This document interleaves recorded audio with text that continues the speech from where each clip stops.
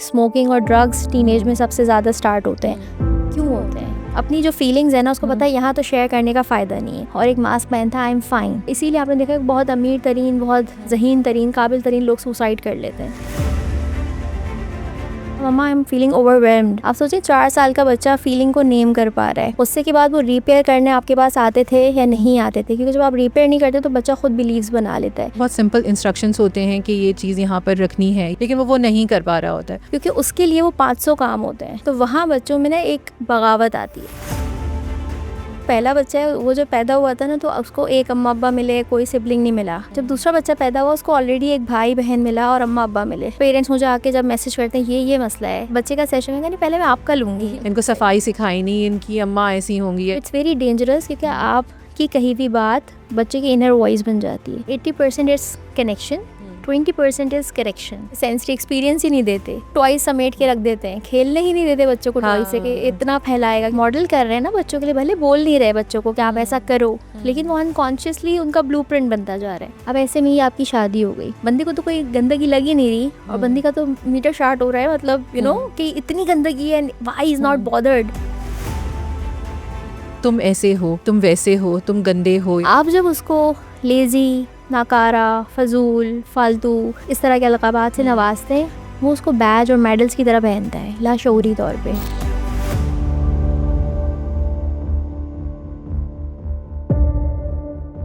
अगर आपके घर में कोई टीनेजर है तो फैला हुआ कमरा होना आपके लिए मामूल की बात है। इधर उधर कपड़े पड़े होना, खाने के बर्तन कमरे में मिलना, चिप्स के रैपर और मोज़े, वो तो कभी भी आपको पेयर में नहीं मिलेंगे। उनके एक पैर में अगर नीला मोज़ा होगा तो दूसरे पैर में पीला मोज़ा होगा। अब आखिर टीनेज का ये बिहेवियर होता क्यों है? क्या इसके पीछे क्या रीज़न्स होते हैं? क्या अर्ली ईयर्स की कोई इश्यूज़ होते हैं? और अगर बच्चा इस तरह का है तो उसकी आगे आने वाली ज़िंदगी पे क्या असरात पड़ेंगे? इन्हीं सब बातों को आज हम डिस्कस करेंगे बुशरा सलीम के साथ। बुशरा सलीम जो है वो एक मास्टर NLP कोच हैं और वो पेरेंटल हीलिंग कोच हैं, और उनका अपना एक यूट्यूब का चैनल भी है जिस पे वो माइंडफुल पेरेंटिंग की वीडियोस शेयर करती हैं। लेकिन इस कॉन्वर्सेशन को शुरू करने से पहले आई वुड अर्ज यू कि आप प्लीज़ जाएं और मॉमकास्ट को सब्सक्राइब करें, और आज की अगर हमारी वीडियो आपको पसंद आए तो इसे लाइक करना मत भूलिएगा। अस्सलाम वालेकुम बुशरा, कैसी हैं आप? वालेकुम अस्सलाम, अल्हम्दुलिल्लाह। आप कैसी हैं तज़ीन? मैं ठीक हूं, अल्लाह का शुक्र है। अच्छा बुशरा, इस पूरे टॉपिक के अंदर इन डेप्थ डाइव करने से पहले मैं आपसे ये जानना चाहूँगी कि ये माइंडफुल पेरेंटिंग क्या होती है? क्या हम माइंडलेसली पेरेंट कर रहे थे अपने बच्चों को? ये माइंडफुल पेरेंटिंग की ज़रूरत क्यों पड़ी? क्या है ये, थोड़ा एक्सप्लेन करें। तो माइंडफुल पेरेंटिंग को लेके तो बहुत ज़्यादा मिथ्स हैं, और जेंटल पेरेंटिंग में लोग समझते हैं बस प्यार से बोलना है और बच्चे की बातें मानते रहनी है। तो ऐसा नहीं है। Mindful parenting is actually about कि आपने प्रेजेंट मोमेंट में रहना है। आपने रिएक्ट करने के बजाय पॉज लेना है और रिस्पॉन्ड करना है। और आपने जो आपके सामने बच्चा है, चाहे वो छोटा है चाहे टीनेजर है, आपने उसके देखना है कि उसकी ब्रेन डेवलपमेंट क्या हो रही है, ब्रेन किस उम्र में कितना बन रहा है, कौन सा पार्ट ब्रेन का बन रहा है, ताकि आप उसकी आपकी जो एक्सपेक्टेशन है वो उसकी ब्रेन डेवलपमेंट के हिसाब से हो, और आपका जो सपोर्ट है वो भी उसकी ब्रेन डेवलपमेंट के हिसाब से हो। और एक और बहुत इंपॉर्टेंट चीज़ है माइंडफुल पेरेंटिंग में कि आप अपने अंदर का जायज़ा लें कि आपके अंदर क्या चल रहा है। बिकॉज समटाइम्स आपके अंदर इतने लिमिटिंग बिलीव्स होते हैं, इतने फियर्स होते हैं, इतनी चीज़ों पे आप ट्रिगर हो रहे होते हैं, और आप समझते हैं कि ये बच्चे का कसूर है, कि बच्चा मुझे गुस्सा दिला रहा है, जबकि बच्चे का कसूर नहीं होता। वो ये होता है कि आपके अपने वूंड होते हैं, आपके बचपन के ज़ख्म होते हैं जो सरफेस पे आ रहे होते हैं। सो माइंडफुल पेरेंटिंग आपको सिखाती है कि पहले पेरेंट्स अपने आप पे काम करें, फिर वो आपके पास वाला चश्मा आता है जिससे आप उस बच्चों को उस नज़र से देख सकते हैं कि आपको फिर गुस्सा नहीं आता, आपको ये नहीं लगता ये मुझे हार्ड टाइम दे रहा है। आप इस नज़र से देखते हैं ये इस वक्त इसके साथ एक हार्ड टाइम हो रहा है, ये खुद एक चैलेंजिंग सिचुएशन में, और मुझे इसको सपोर्ट करना चाहिए। और वो सपोर्ट फिर आप प्रोवाइड कर सकते हैं अगर आपने अपनी हीलिंग पे काम किया होता है तो। आप मुझे ये बताएं कि क्या ये दुरुस्त है या फिर ये सिर्फ एक मिथ है कि अगर बच्चा टीनेज में आया है तो अब वो मैसी ही हो जाएगा और वो डिसऑर्गेनाइज्ड ही हो जाएगा, एंड इट इज़ ओके कि वो मैसी है, तो सही है, ये ऐसे ही होते हैं? Is it true? नहीं, it's not true. It's about कि आपका अगर बच्चा 13 साल का भी, समझे 13 मंजिल इमारत आपने खड़ी की है, तो अगर आपका बच्चा 13 साल का है तो उसका पूरे जो साले हैं उससे डिपेंड कर रहा है कि वो 13 साल में कैसा बिहेव करेगा। और ये डिपेंड करता है, हर बच्चा सेम नहीं होता। ठीक है, अब जैसे मेरी क्लाइंट की बच्ची, वो छोटी सी 4 साल की, उसने किसी बात में अपनी अम्मा को बोला मम्मा आई एम फीलिंग ओवरवेल्म्ड।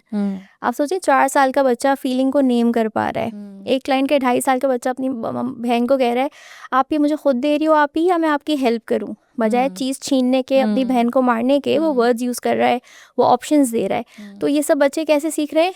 अपनी माँओं से सीख रहे हैं, जो मॉडलिंग हो रही है बच्चों के सामने। तो अब ये बच्चे जब बड़े होंगे, टीनेज में जाएंगे, तो इनके पास एक सेफ अडल्ट है, को रेगुलेशन, जिनकी अम्मा अपनी कामनेस बच्चों के साथ शेयर कर रही हैं। दूसरा, इन बच्चों के पास कम्युनिकेशन स्किल्स हैं। तो टीनेज में जब हार्मोनल चेंज आपको हिट करता है, तो फिर ये चीज़ आपको सपोर्ट करती है। तो आप ये बच्चे उन बच्चों से डिफरेंट होंगे जिनकी देसी पेरेंटिंग हुई है। तो ये बिल्कुल भी हम नहीं कह सकते कि सारे बच्चे और सारे टीनेजर्स जो है उनका रूम बिखरा हुआ होगा, ऐसा नहीं है। ऐसा नहीं होता, ये उसके पीछे कुछ रीजंस होते हैं कि जो Exactly. टीनेज में आके जो है बच्चे ऐसा कर रहे होते हैं। सो अगर आप मुझे थोड़ा सा बताना चाहें कि वो क्या रीजंस होते हैं। सबसे पहले तो वो उस कैफियत को एक्सप्लेन करें कि जिसमें वो बच्चा डिसऑर्गेनाइज्ड है, वो क्यों है, उस वक्त उसके ऊपर क्या बीत रही है या वो क्या महसूस कर रहा है। क्योंकि बाज़ औक़ात हम ये भी देखते हैं कि बहुत सिंपल इंस्ट्रक्शंस होते हैं कि ये चीज़ यहाँ पर रखनी है या ये ऐसी है, और उस बच्चे को भी अच्छे से पता है और वो मानता है उसको, लेकिन वो नहीं कर पा रहा होता है। सो उस पहले हम अगर आप थोड़ा सा हाईलाइट कर सकें कि एक्चुअली उस वक्त उस बच्चे पे क्या गुजर रही होती है या वो किस चीज़ से गुजर रहा होता है कि वो ऐसा, उसका डिमीनर ऐसा हुआ होता है कि वो मैसी है और फैला हुआ है उसका सामान और उसकी किताबें और उसके ख़यालात, सब कुछ हर चीज़ में इंतशार है। बिल्कुल ऐसा ही होता है। जब हम बड़े हो जाते हैं तो हम टीनेज जो बच्चे होते हैं उनको इस तरह से देखते हैं कि अब ये बच्चे नहीं हैं, अब ये बड़े हैं हमारी तरह। हमारी एक्सपेक्टेशंस बहुत हाई होती हैं, जबकि दिमाग का वो हिस्सा जो प्री फ्रंटल कॉर्टेक्स है, जो आपका लॉजिक, डिसीजन, ऑर्गेनाइजेशन, ये सारे काम कर रहा होता है, ये कंप्लीट होता है आफ्टर 25 ईयर्स। 25 to 30 के बीच में इसकी कंप्लीट डेवलपमेंट होती है। तो टीनेज में तो ये स्टिल प्रोसेस में होता है। तो जब आप एक बच्चे को कहते हैं कि रूम समेट लो, और आप सोचते हैं इतना कोई बिग टास्क तो नहीं है, 4 चीज़ें ही सेट करनी है, क्यों नहीं कर पा रहा? क्योंकि उसके लिए वो 500 काम होते हैं। वो उसके ब्रेन इतनी सारी चीज़ों में जगल कर रहा होता है कि ये भी करना है, ये भी करना है। तो माइंडफुल पेरेंटिंग में हम ये कहते हैं कि आप बच्चे को उस नज़र से देखें कि इसको चैलेंज क्या हो रहा है, ना कि आप जज करें और ब्लेम कर दें कि तुम लेज़ी हो, तुम मेसी हो। हम क्यूरियोसिटी से आएँ और हम पूछें कि भाई क्या आपको स्टार्ट करना मुश्किल हो रहा है, आपको कंटिन्यू करना मुश्किल होता है, या आपको वाइंड अप करना मुश्किल होता है? क्योंकि हर कोई ना एक चीज़ में बहुत बेस्ट होता है और एक चीज़ में बहुत चैलेंजिंग हो सकती है। इवन मैं और आप भी, कि कोई स्टार्ट करने बड़ा प्रोजेक्ट स्टार्ट कर दिया लेकिन कंटिन्यू नहीं हो पा रहा। कुछ लोग कंटिन्यू भी बहुत अच्छा करते हैं लेकिन वाइंड अप नहीं कर पा रहे। तो माइंडफुल पेरेंटिंग में हम ये सिखाते हैं कि आप अपने बच्चे का ये देखें कि उसको किस टास्क में चैलेंजिंग हो रही है, उससे डिस्कशन करें और फिर मिल के एज ए टीम सोल्यूशन निकालें। अगर थोड़ा सा स्टिल अगर आप एक्सप्लेन कर सकें कि अगर हम एक टीनेजर के ब्रेन में अगर हम गए हुए हैं और हम देखना चाह रहे हैं कि वो उसको क्या महसूस हो रहा है, अगर आप थोड़ा सा उसको पिक्चराइज कर सकें, तो ताकि मैं ये चाह रही हूँ ताकि पेरेंट्स उसको समझ सकें, एम्पैथाइज कर सकें कि उसको एक्चुअली उस वक्त महसूस क्या हो रहा है। अगर आप उस पर थोड़ा सा बता सकें तो। देखिए बच्चा क्या महसूस कर रहा है, हम ये इसका ज़्यादा बेहतर पता चलेगा कि उसके उससे जो डील कर रहा है, जो उसकी अम्मी है या उसके अब्बू हैं, जो भी बड़ी बहन है, जो भी, वो किस टोन में डील कर रहा है और क्या कह रहा है। अगर तो एक माइंडफुल पेरेंट है तो बच्चा अपनी बात आराम से बोल सकेगा, कम्युनिकेट करेगा। लेकिन अगर शेमिंग आ रही है, आगे से आपको कहा जा रहा है कि तुमसे तो कुछ साफ़ होता ही नहीं ना, तुम तो हो ही लेज़ी, तुमने तो ज़िंदगी भर कुछ ढंग से किया ही नहीं है, कमरा भी तुमसे साफ़ नहीं होता, इतनी सी चीज़ भी तुमसे नहीं होती। जब पेरेंट ये बोल रहे हैं तो बच्चा ये समझ रहा है कि मैं कुछ भी कर लूँ ना, मैं इनफ नहीं हूँ। एक ये चीज़ बहुत होती है। दूसरी चीज़, टीनेज के दिमाग में ये होता है कि अगर आपने उनको उनकी ज़िंदगी का जो कंट्रोल हमें देना चाहिए बच्चों को, जो बचपन से देना चाहिए, और टीनेज में आके ज़्यादा डिसीजंस होते हैं, कुछ जिनमें देना होता है, कुछ हम मिल के लेते हैं टीम की तरह। तो जिसमें देना होता है उसमें भी जब आप नहीं दे रहे होते तो वहाँ बच्चों में ना एक बगावत आती है, और फिर वो कहते हैं ये तो मेरा कमरा है ना, अब मैं इसे गंदा छोड़ूंगा, कर लो जो करना है, क्योंकि ये तो मेरा है। लाइक वो अपनी ऑटोनॉमी जता रहे होते हैं। पेरेंट्स उसको देखते हैं कि ये जानबूझ के मुझे टीज कर रहा है और मेरी बात नहीं मान रहा, जबकि बच्चे के माइंड में ये चल रहा होता है कि मुझे कंट्रोल, मैं अपना कंट्रोल एंजॉय कर रहा हूँ। सो बहुत सारी डिफरेंट सिचुएशंस हैं। किसी में बच्चा ऑटोनॉमी एंजॉय कर रहा होता है अनकॉन्शियसली, किसी में बच्चा जो है वो बगावत में आके स्टबर्न हो जाता है कि अब जाओ, मैं तो हूँ ही बुरा ना, तो ठीक है, मंजूर है, मैं बुरा मैं नहीं कर रहा। तो ये डिपेंड करता है कि वो किस सिचुएशन में है और क्या फेस कर रहा है। I hope you I am able to give the answer. बिल्कुल। अच्छा उषा, आपने इससे पहले भी जैसे कहा था कि अगर कोई 13 साल का बच्चा है तो वो 13 मंजिला इमारत है और हर इमारत पे काम हर साल एक उसकी उस पर काम हुआ होगा उसके वालिदैन की तरफ से। मुझे ये बताएं कि ये जो मेसीनेस या डिसऑर्गेनाइजेशन एक टीनेजर के जहन में आती है या उसके रवैये में या उसके रूटीन का हिस्सा बनती है, क्या इसके उससे पिछले गुजरे हुए जो उसके अर्ली ईयर्स हैं उसमें कुछ ऐसी चीज़ें हैं जो उसको ऐसा बनाती हैं, कुछ ऐसे हालात वाक़यात या उसके साथ जो जिस तरह से डीलिंग की गई है, क्या उसका उस पे कोई असर उसकी वजह होती है ये, या क्या होता है, बताएँगे?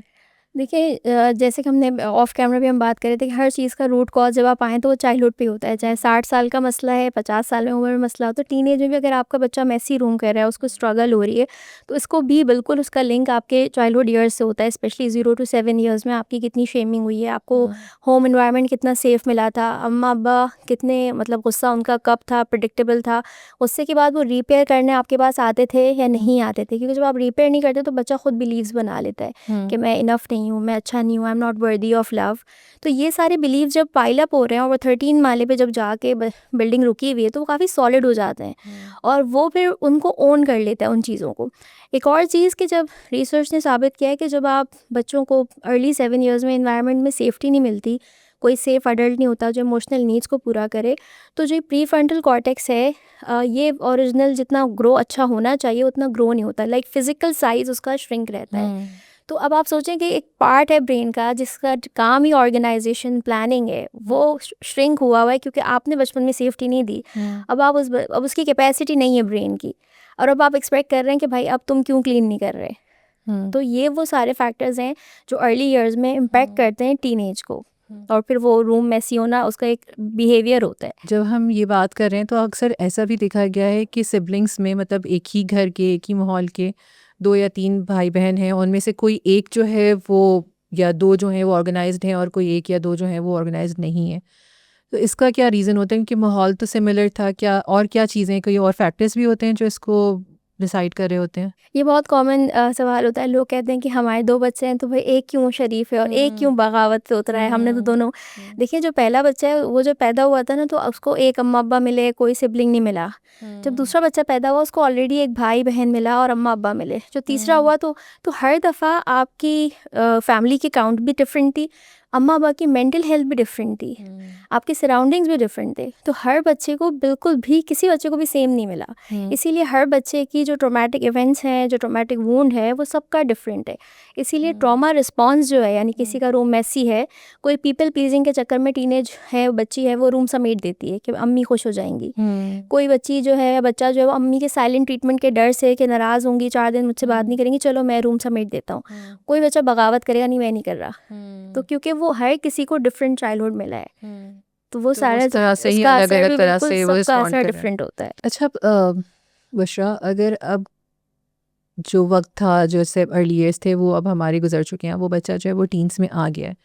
अब माँ-बाप को जो है वो नज़र आ रहा है। जो मेरा ये पॉडकास्ट करने का मकसद भी है कि एक ये हम जनरल स्टीरियोटाइप बना लेते हैं कि जब टीनेज में बच्चे आते हैं और हार्मोन हिट करते हैं और ये सब कुछ होता है तो वो ऐसे ही होते हैं, और सॉर्ट ऑफ मुझे ऐसा लगता है कि ये पेरेंट्स का एक एस्केप होता है, या वो कहते हैं कि हाँ भाई ये है ही ऐसा, उसको मतलब एक लेबल लगा देते हैं, स्टीरियोटाइप उसका बना देते हैं कि ये मेसी है, ये ऐसे ही है।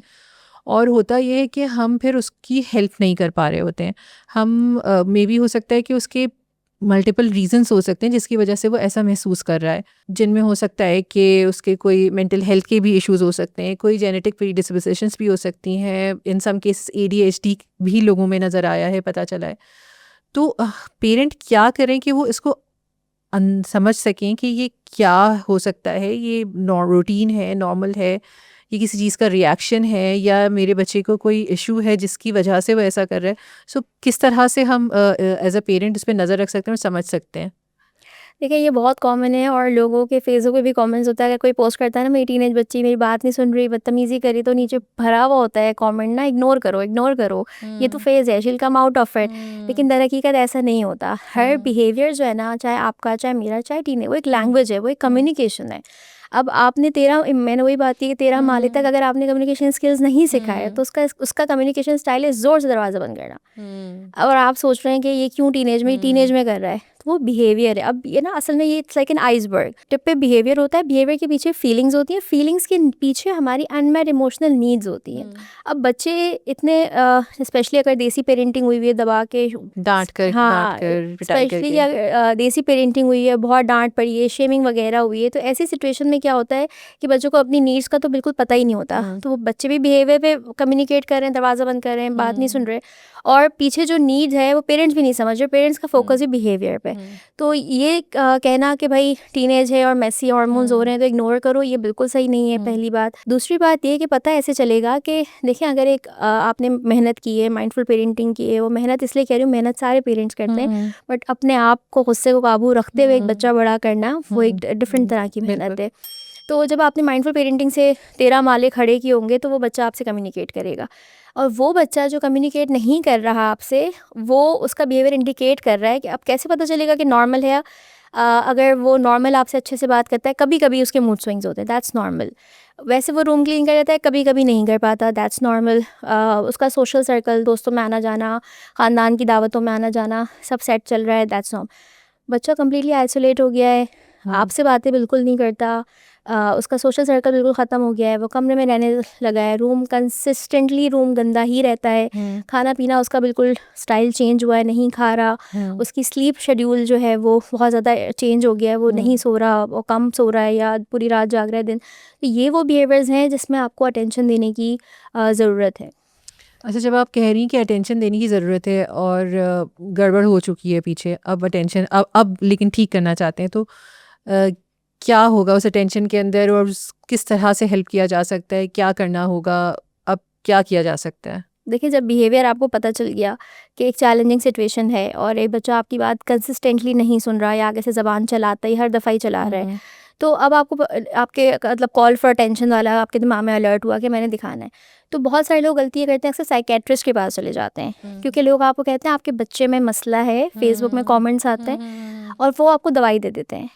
Or I have seen a very close case in my family where a teenage was given to heavy medications or electric shocks, और वो पूरा रिवर्स हो गया, और मतलब it has huge And impact. what was the reason for them to take their child?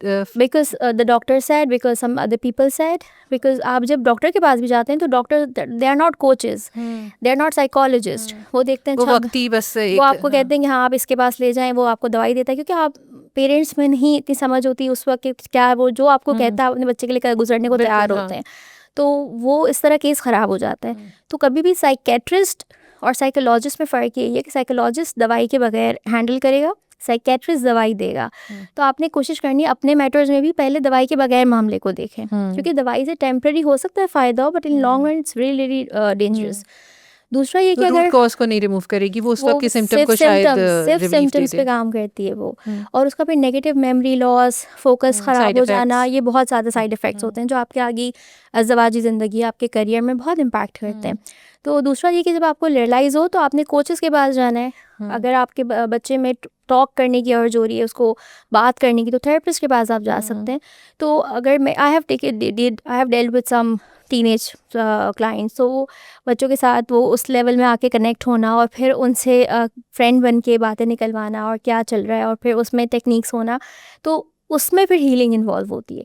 यानी कि आप उसे एक ऐसे इंसान से कनेक्ट कर देते हैं जिससे वो उसको सेफ्टी फील हो, क्योंकि अभी वो आपके साथ ना सेफ फील नहीं कर रहा, क्योंकि आपने बचपन में एक वो फीलिंग इमोशनल नीड्स की जो मैंने बात की कि कोई मुझे सुनता है, कोई मुझे समझता है, ये फीलिंग्स हम नहीं देते बच्चों को। जब हम ये वाली फीलिंग्स नहीं देते तो बच्चा बड़ों के हम पे ट्रस्ट नहीं करते, ट्रस्ट नहीं करेंगे तो फिर वो जाहिर है आपके आगे ओपन अप नहीं होंगे।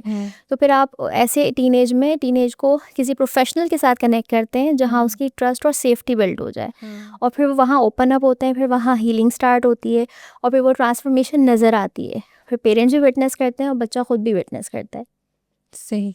सो इसके लिए हमें, अगर हमें लग रहा है कि this is something that is like totally out of our hands और ये एक ऐसी सूरत हाल है जो कि नॉर्मल से हटकर है, तो इसको इंटरवेंशन की ज़रूरत है। और इस इंटरवेंशन में जो है उन्हें थेरेपिस्ट या साइकोलॉजिस्ट के पास या कोचेस के पास लेके जाना चाहिए, ताकि वो सॉर्ट ऑफ अपना वेंट कर सकें और वो रियलाइज़ कर सकें कि वो जो महसूस कर रहे हैं, वो जो फीलिंग्स हैं उनका रीज़न क्या है, और वो उसको नाम दे सकें, उसको डील कर सकें। बहुत अच्छी बात आपने बताई कि डेफिनेटली ऐसा होना चाहिए। हमारे यहाँ थोड़ा इसका ट्रेंड नहीं है, शायद होना चाहिए।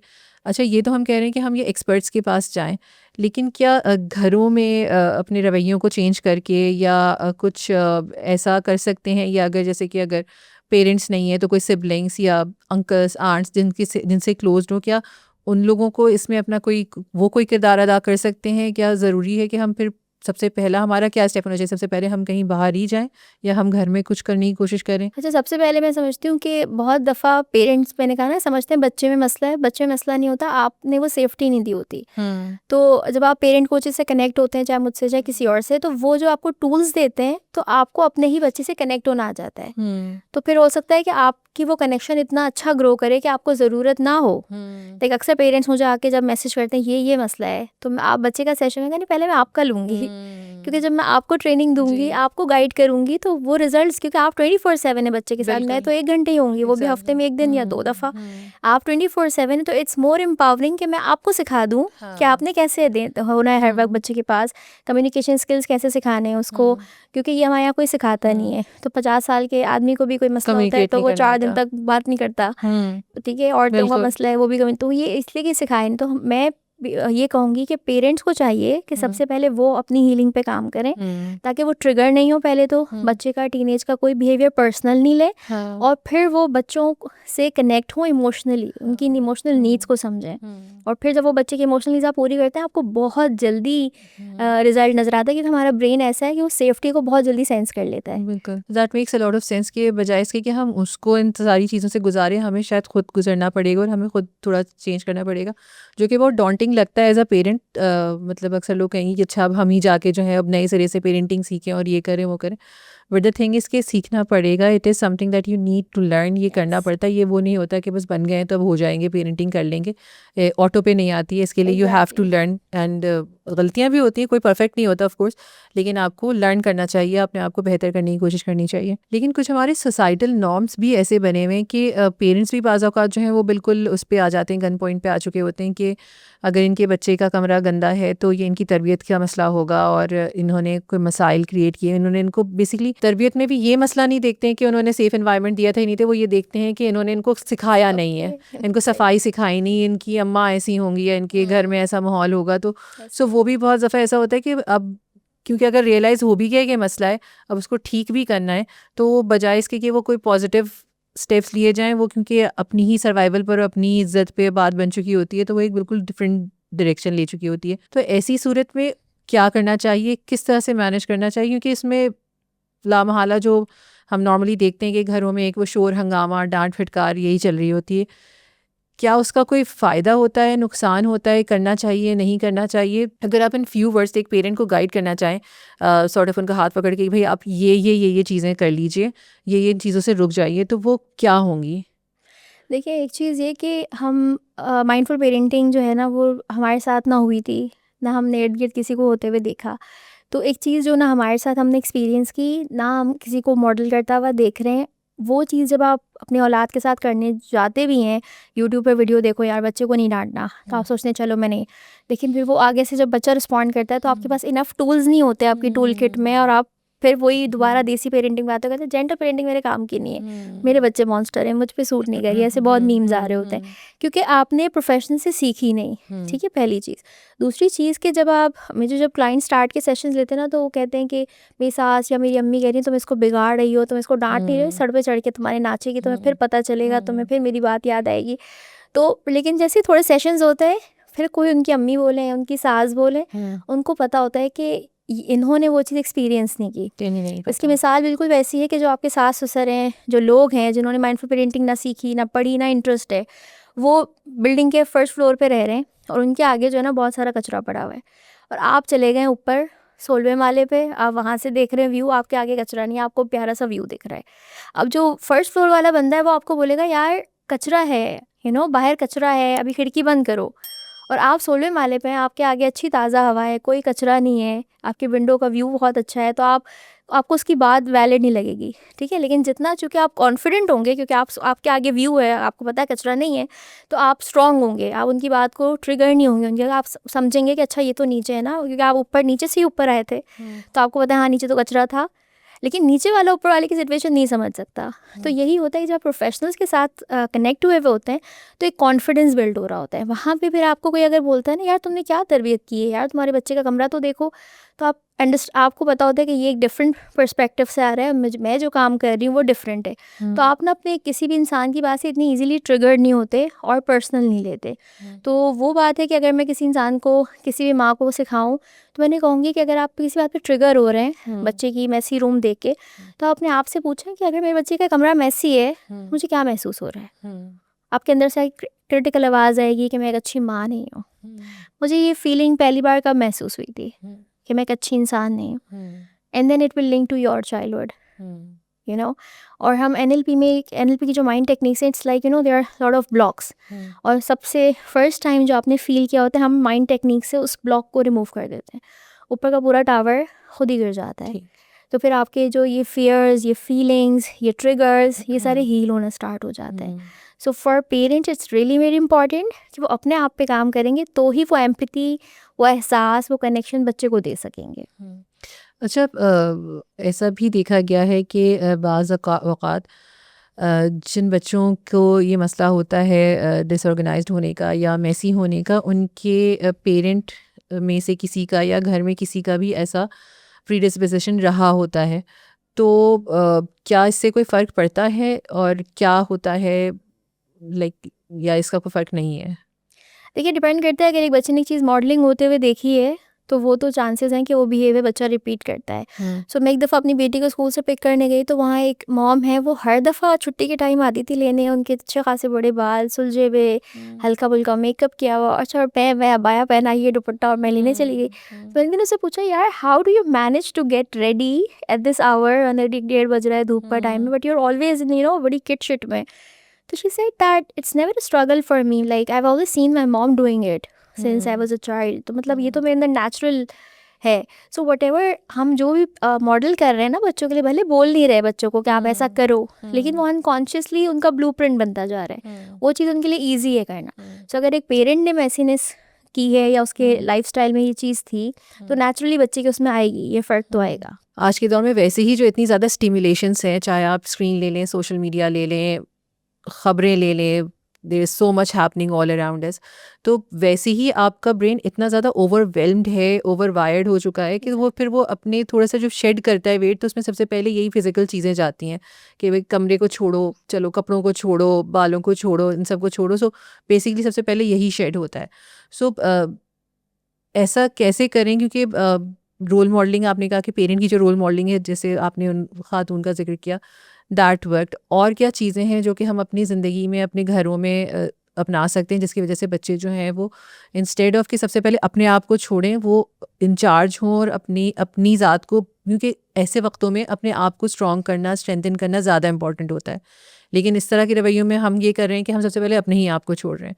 So what can be made a part of the house hold, या आपके डिमीनर में या आपकी रोज़मर्रा की कॉन्वर्सेशन में हो, कि जिसकी वजह से बच्चा जो है वो फिर ऐसा ना करे, वो पहले अपना ख्याल करे। मुश्किल वक्त आए तो पहले सोचे कि मुझे कैसे इससे निमटना है, मुझे कैसे अपने आप को स्ट्रेंथन करना है कि मैं इसको फेस कर सकूँ। देखिए, वही बात हो गई, सबसे इम्पॉर्टेंट मॉडलिंग जो हमने इसको डिस्कस किया, ठीक है। टीनेज में भी अगर है और आपने 13 मरले तक आपने वो माइंडफुल पेंटिंग नहीं की, but it's never too late कि आप कभी भी किसी भी एज में स्टार्ट कर सकते हैं और रिजल्ट आना स्टार्ट हो जाते हैं। तो जब आपका बच्चा 13 साल का हो गया है और अब आप उससे बैठ के डिस्कस करें कि, और सबसे पहले तो आप टीनेज बच्चे को ये बताएं कि यार देखो, आई ट्राइड माई बेस्ट, मुझे जो पता था मैंने वो चीज़ें की, मुझे नहीं पता था मारना डांटना इतना नुकसानदेह होगा, मुझे नहीं पता था ये सब का इम्पैक्ट होगा, तो फर्स्ट आई अपोलोजाइज, सिंसियरली उनसे माफ़ी मांगें कि भाई मैंने अपना बेस्ट दिया बट मुझसे हो गई गलती, but now I am learning and I want to try again and I want to do the best and let's rebuild the connection and let's repair it. ठीक है, फिर आप उसे रिपेयर करें, और रिपेयर का मतलब ये है कि अब आपने बैठ के बातें की, फिर आप फैमिली रूल्स बनाएं इंटरेस्टिंग, कि हमारा फैमिली रूल है हम संडे को आउटिंग से जा रहे हैं, हमारा फैमिली रूल है हम मिलके बुक रीडिंग कर रहे हैं, या बच्चे का अगर कोई गेम है आप उसमें साथ बैठ रहे हैं, 1-on-1 टाइम दें हर बच्चे को, उससे बहुत ज़्यादा स्ट्रॉन्ग कनेक्शंस बिल्ड होते हैं। जब कनेक्शन स्ट्रॉन्ग होगा ना, फिर आप बच्चे से जब बात करेंगे कि यार अब आई रियलाइज्ड कि हम लोग जो है ना सबसे पहले अपने आप को छोड़ देते हैं, what you think we should do about it, and then आप उसकी बात सुने और फिर आप अपना पॉइंट ऑफ व्यू रखें। तो कनेक्शन जिससे स्ट्रॉन्ग होगा, बच्चा ईजिली और बहुत जल्दी आपकी बात पे ट्रस्ट करेगा। क्योंकि माइंडफुल पेरेंटिंग में हम कहते हैं 80% इज कनेक्शन, 20% इज करेक्शन। अच्छा। और देसी पेरेंटिंग में उल्टा 100% करेक्शन ही होती है। 100% करेक्शन ही। गलती से कभी आपने बात मान ली और आप अच्छे बच्चे बन गए तो चलो मेरा प्यारा बेटा प्यारी बेटी वाला आपको खिताब मिल जाता है। So this is how it works कि we really need to work on the connection part and then we can talk and have discussions, और फिर वो सारी चीज़ें खुद ब खुद इम्प्लीमेंट होती जाती हैं। नॉर्मल मेसीनेस, एक रिबेलियन के तौर पे की गई मेसीनेस, और एक यूँ कह लें कि बिकॉज ऑफ साइकोलॉजिकल इश्यूज़ या फिर कोई मेंटल हेल्थ इश्यूज़, अगर कोई मेसीनेस है हम उसमें कोई फ़र्क कर सकते हैं। वही बात आ गई कि अगर आपका कनेक्शन वीक है तो अब बिहेवियर में आपको चैलेंज नज़र आएगा। आपका बच्चा कुछ ना कुछ ऐसा करेगा जो जिससे आप अपसेट होंगे। इसका मतलब है कि अब it's time to ask for help. ठीक है, अब भी ज़रूरी नहीं कि आप एक वर्स्ट बिहेवियर की एक्सपेक्टेशन करिए, कुछ बहुत बड़ा होगा तो ही हेल्प लेंगे। बच्चे का आपसे हर वक्त नाराज़ रहना भी एक वो चीज़ है जिस पे आपको पेरेंटिंग कोच की हेल्प ज़रूरत लेनी चाहिए ताकि वो आपको जल्दी रिपेयर कर लें। क्योंकि आप टीनेजर भी रिपेयर नहीं करेंगे, फिर आप बोलेंगे शादी आई अब बीवी के बाद अब मुझे भूल गया, लेकिन कनेक्शन तो पहले ही आपने नहीं सही किया हुआ था ना उससे। तो ये चीज़ है। दूसरा ये कि देखिए ये बहुत ज़्यादा कॉमन हो गया है कि ADHD, डिप्रेशन, एंग्जाइटी लोग ओवर यूज़ कर रहे हैं इन टर्म्स को बहुत ज़्यादा। और मैंने ऐसे भी लोग देखे हैं जो कहते हैं कि मैंने डायग्नोज नहीं कराया बट हाँ मुझे पता है मुझे ADHD है। तो डायग्नोज के वगैरह आप नहीं कह सकते कि आपको ADHD है। ठीक है, और अगर आपको दूसरे लोग भी कहना कि आपके बच्चे को ADHD है तो अगर आपको डाउट है तो आप जाके प्रोफेशनल से, साइकोलॉजिस्ट जो है वो करते हैं डायग्नोसिस, साइकेट्रिस्ट हैं, तो आप उनको डायग्नोज करवा सकते हैं उनके पास जाके कि भाई है कि नहीं है। बहुत दफ़ा बच्चे नॉर्मल होते हैं लेकिन आप उस नज़र से देखते हैं कि इसको ADHD है, इसको डिप्रेशन है, और आपकी बॉडी, देखिए हमारी बॉडी से हर वक्त एनर्जी रिलीज़ हो रही है, वो उसी एनर्जी से आप वो ट्रांसफ़र कर रहे हैं बच्चे को। तो बच्चा अभी उस लेवल को कैच कर लेता है जो उसका नहीं होता, मान लेता है कि यही है। एग्जैक्टली। अब होता है इतनी इंटरेस्टिंग रिसर्च की गई थी कि बच्चों को, छोटे बच्चों को कहा गया कि आपके पाँव में जो है वो एक्सीडेंट हो गया और आपकी हड्डी टूट गई है, और उन बच्चों को थोड़े टाइम तक प्लास्टर ट्रीटमेंट ये सारा करने के बाद उन्हें थोड़े टाइम बाद बोला कि अब आपकी हड्डी ठीक हो गई है। और अब कुछ बच्चे जब उन्हें बताया कि आपकी हड्डी ठीक हो गई है, हड्डी टूटी भी नहीं थी, उनको बोला हड्डी टूटी है, हड्डी ठीक, वो लंगड़ के चले रहे हैं जबकि हड्डी नहीं टूटी थी। फिर उनको बाद में बता दिया कि नहीं आपकी हड्डी टूटी नहीं थी, it was just an experiment. Still उनके ब्रेन ने बिलीव नहीं किया, कुछ तो सही हो गए, कुछ सही चलना, कुछ तो उसके बाद भी लंगड़ के ही चल रहे हैं। क्योंकि आप ये देखें कि जो हम ब्रेन को इन्फॉर्मेशन दे रहे हैं वो ब्रेन कितना बिलीव कर रहा है। तो अगर आप अपने बच्चों को कह रहे हैं तुम्हें ADHD लग रहा है, तुम्हें डिप्रेशन लग रहा है, तुम्हें एंग्जाइटी लग रही है बगैर डायग्नोसिस के, तो इट्स वेरी डेंजरस। क्योंकि आपकी कही भी बात बच्चे की इनर वॉइस बन जाती है और वो उस पर ट्रस्ट करता है सारी लाइफ, उसको ओन कर लेता है, and then it has obviously lot of negative impacts. सही। सो अगर आपको लग रहा है तो आप प्रॉपरली जाके प्रॉपर चैनल में उसकी डायग्नोसिस करें और सब कुछ करें, बजाय इसके कि आप उसको बोलते रहें और इसके लिए करें कुछ भी नहीं। Exactly, definitely. अच्छा, अभी जैसे हमने बात की कि आपने कहा कि लोग कहते हैं कि ये जब लोग कोई पोस्ट करता है तो लोग कहते हैं कि ये फेज़ गुजर जाएगा, लेकिन अक्सर ये ऐसा देखा गया है बुशरा कि वाक़ईतन जब बच्चे अपने 20s में एंटर होते हैं या मिड 20s में जाते हैं या यूनिवर्सिटी ख़त्म होती है और प्रोफेशनल लाइफ में जाते हैं, तो वो एक्चुअली एक फ़ेज़ की तरह उनका ये वाला सारा जो रद्द अमल था वो ख़त्म हो जाता है और वो फिर काफ़ी ऑर्गेनाइज्ड भी हो जाते हैं और इन लाइन भी आ जाते हैं।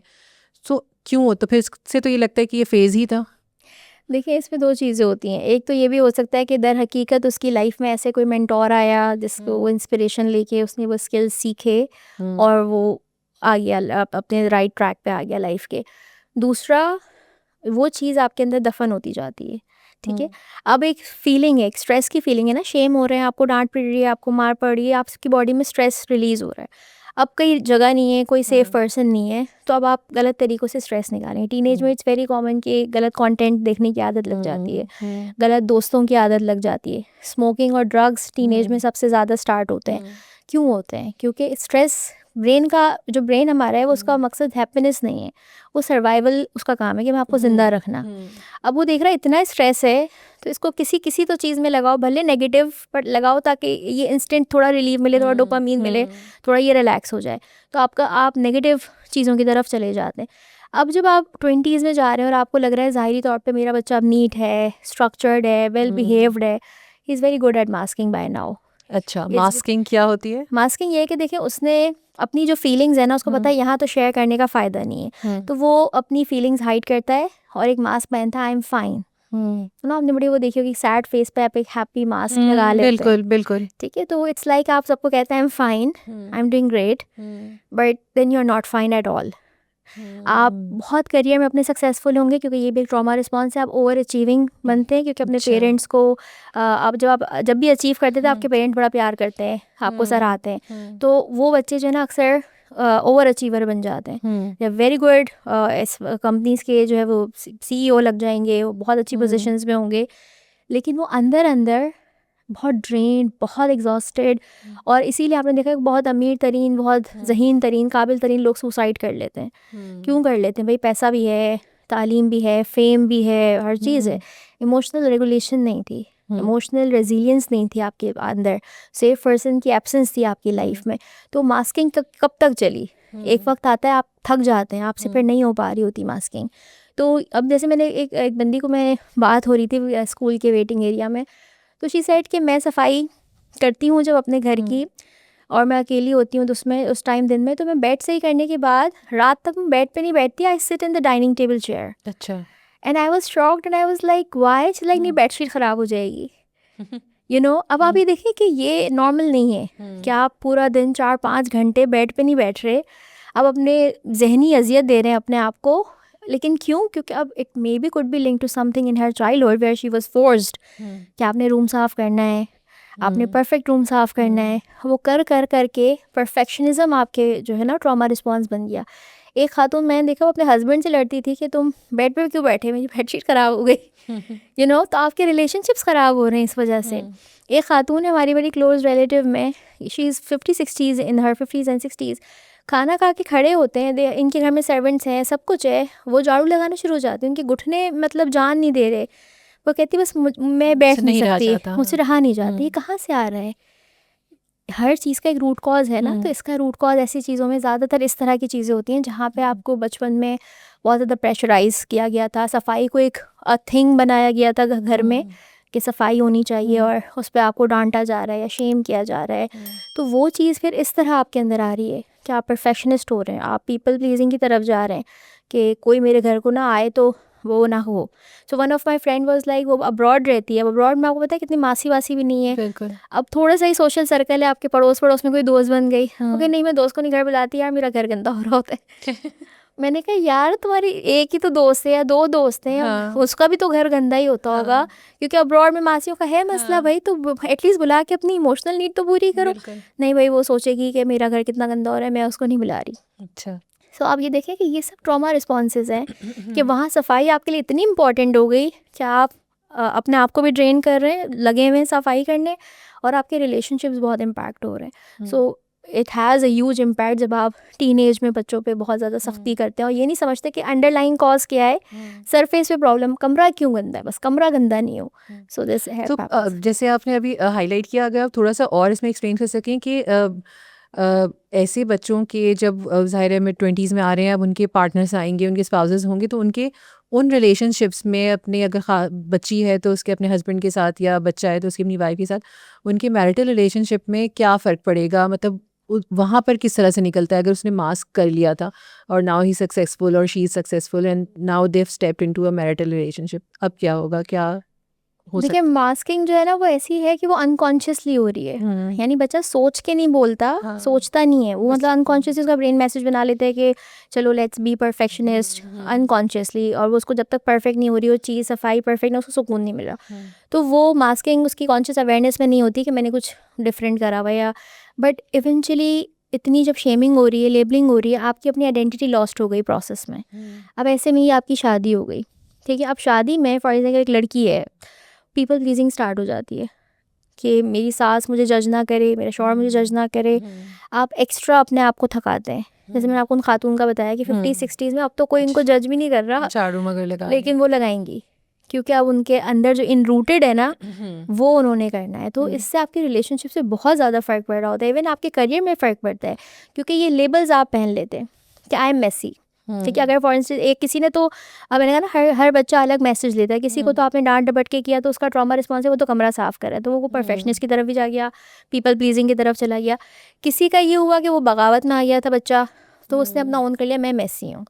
तो ऐसा बंदा जब शादी में जाता है तो ऐसा भी हो सकता है, होता है कि बंदा बहुत मेसी है, बंदी बहुत सफाई पसंद है, हाइजीन इश्यूज हो रहे हैं, नहीं मैच हो पा रहा, बंदी को तो कोई गंदगी लग ही नहीं रही और बंदी का तो मीटर शार्ट हो रहा है, मतलब यू नो कि इतनी गंदगी है, व्हाई इज नॉट बॉदर्ड।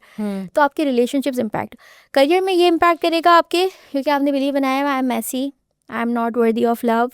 तो जब कोई प्रमोशन की बात हो आप अपने आप को डिजर्विंग नहीं समझेंगे, आप अपने आप को वर्दी नहीं समझेंगे, अपने आप को फुट फॉरवर्ड भी नहीं करेंगे, आप उस फुट तरह सामने फॉरवर्ड भी भी नहीं नहीं जाएंगे। करेंगे, क्योंकि और वो आपकी बॉडी से वो एनर्जी रिलीज ही नहीं होगी। अल्लाह पाक ने है ना मुझसे गुमान रखो, मैं वो देता हूँ तो इसकी साइंटिफिक जो डेफिनेशन है, जो जस्टिफिकेशन है, इट्स लाइक कि जो आप हाई एक्सपेक्टेशन रखते हैं, अच्छा मैनिफेस्ट करते हैं, उम्मीद रखते हैं, यकीन रखते हैं मुझे मिलेगा, तो आपके एनर्जेटिकल लेवल्स उस चीज़ पे आ जाते हैं और नेचुरली आप वो चीज़ परफॉर्म अट्रैक्ट कर कर पाते लेते हैं। हैं। लेकिन जब आप ये बिलीव रख रहे हैं कि मैं मेसी हूँ, मैं इररिस्पॉन्सिबल ऐसा हूँ, तो मैं होता ही नहीं, लेजी मैं हूँ, नहीं कर सकता। मुझसे होता ही नहीं, तो फिर उसके बाद क्या होगा कि वो चीज़ें आप अचीव नहीं कर पाते। फिर आप कहते हैं कि मुझे अच्छी जॉब नहीं मिल रही, मैं तो 30,000 से ऊपर जा नहीं रही हूँ, यू नो आप स्टक हो जाते हैं अपने करियर में भी। अब मेरा तो यही बस मैं मेरा नहीं तो मिलेगा, यही मुझसे है, ज़्यादा नहीं हो सकता। एग्जैक्टली। तो ये सारा इम्पैक्ट आपके, ये चीज़ें मतलब आपको आगे भी इम्पैक्ट करती हैं। सो सबसे पहले तो ये कि अर्ली ईयर्स में आपने कैसा अपने बच्चे के साथ रवैया रखा, माइंडफुल पेरेंटिंग की या नहीं की, वो डिसाइड करती है कि वो टीन एज में कैसा होगा, वो मैसी होगा या नहीं होगा। अब अगर आपको आपसे इस फर्स्ट दौर में अगर गलती हो गई थी, वो कहते हैं ना कि डिफरेंट स्टेजेस है, फर्स्ट स्टेज में अगर हो गई, सेकंड स्टेज में अब वो टीन की जो स्टेज है उस वक्त अगर आपको मिल गया, उस वक्त अगर आपने उसको हेल्प आउट कर दिया और उस आपने प्रॉपर टेक्निक्स यूज़ कर ली तो फिर तो सही है, और अगर नहीं की तो फिर उसकी आगे वाली ज़िंदगी जो है वो भी उससे टोटली अफेक्ट हो जाएगी। एंड देन फिर ऑफ कोर्स वो तो मल्टीपल हो जाएगा ना, कि फिर वो एक स्पाउस बनेगा, वो कहीं किसी ऑर्गेनाइजेशन का हिस्सा बनेगा, वो खुद पेरेंट बनेगा, तो फिर ये तो समझे एक स्नोबॉल इफेक्ट की तरह बढ़ता चला जाएगा। और आपको पता है बहुत पेरेंट्स नजर आते हैं ना कि मेरे बच्चे ने मेस कर दिया, मैं सेंसरी एक्टिविटीज़ नहीं करा सकती, वो मेस करेगा, तो मेस ट्रिगर करता है पेरेंट्स को। और वो बच्चों को फिर सेंसरी एक्सपीरियंस ही नहीं देते, यू नो टॉयज समेट के रख देते हैं, खेलने ही नहीं देते बच्चों को टॉय से कि इतना फैलाएगा, क्योंकि वो अब वो जो सारा आपने सीखा मेस एक इशू है, अब वो हेल्दी आप उसको नहीं कर पा रहे ना, हील नहीं कर पा रहे जब तक आप प्रोफेशनल हेल्प नहीं ले रहे, तो वो साइकिल चलता रहेगा। एक तो वैसे भी इमोशंस की लेबलिंग तो अच्छी होती है कि आपको लेबल पता चल गया कि मुझे क्या हो रहा है और आप फिर उसको कम्युनिकेट कर पाते हैं, सब कहते हैं। लेकिन ये जो दूसरी वाली लेबलिंग है कि जब लेबल कर देते हैं कि तुम ऐसे हो या तुम वैसे हो, तुम गंदे हो या तुम्हारा घर फैला रहता है, तुम्हारा कमरा फैला रहता है, सब कुछ होता है, क्या ये लेबलिंग प्रोडक्टिव साबित होती है एक इंसान को ये एहसास दिलाने में कि मुझे अपनी ज़िंदगी के बारे में कुछ बदलना है, या फिर ये उसके लिए काउंटर प्रोडक्टिव हो जाती है और उसके कोई नुकसानात उसके ऊपर होते हैं? देखिए लेबलिंग को अगर आप फेयर के साथ अटैच कर दें, क्या आप बच्चों को लेबल तो करेंगे तुम लेजी हो, तुमसे तो कुछ होगा नहीं, और फिर फेयर भी है कि तुम्हें आईपैड नहीं मिलेगा या तुम्हें दोस्त के घर जाने नहीं देंगे, तो आपको टेम्परेरी रिजल्ट्स तो मिलेंगे, बच्चा कमरा साफ़ कर लेगा, ठीक, और आपको लगेगा कि चलो कोई फ़र्क नहीं पड़ा, काम जो मेरा गोल था वो हो गया। लेबलिंग क्या होता है कि जब बच्चा पैदा होता है तो आप उसके प्राइमरी केयर गिवर होते हैं, वो खाना आप दे रहे हैं, शेल्टर आप दे रहे हैं, फूड आप दे रहे हैं, तो वो अनकॉन्शियसली आप पे रिलाई करता है, आप पे ट्रस्ट करता है।